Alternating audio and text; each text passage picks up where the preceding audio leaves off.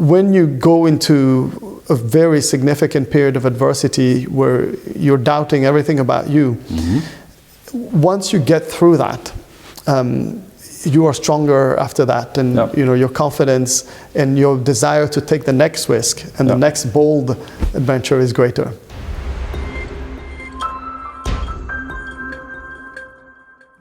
If a younger, ambitious technology guy is watching this video and wants to be in your chair in 5 or 10 years, what would the advice be that you would give that person?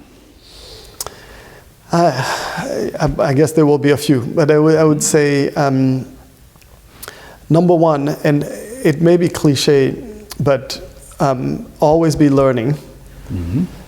Always be curious about things, because if you want to be a digital leader in technology, know that it moves faster than you. And so always be leveraging wherever you are to learn. Number two,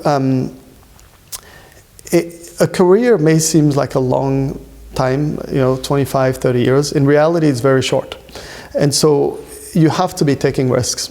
I mentioned one of them to you with the story about Germany, but I would advise aspiring leaders to know that their most precious commodity is their time, and the learning returns on your time have to be high. And if you find yourself in a job where you learned a lot and now your learning returns on your time invested are low, then it's time to take the next risk and get to the next quantum leap in your career, and don't postpone that for too long. Sometimes you have to postpone it for personal reasons, family, etc. But if you really want to get to the top of what you're doing, you've got to be taking some risks, and the earlier you take the risks, the better, because you learn to take them better, and your failures are less costly when you're in the early days. But you have to learn to take some risks. Those would probably be I think the two biggest one. And then the third one, if I can add one, would be to learn to enroll people on your team. We are all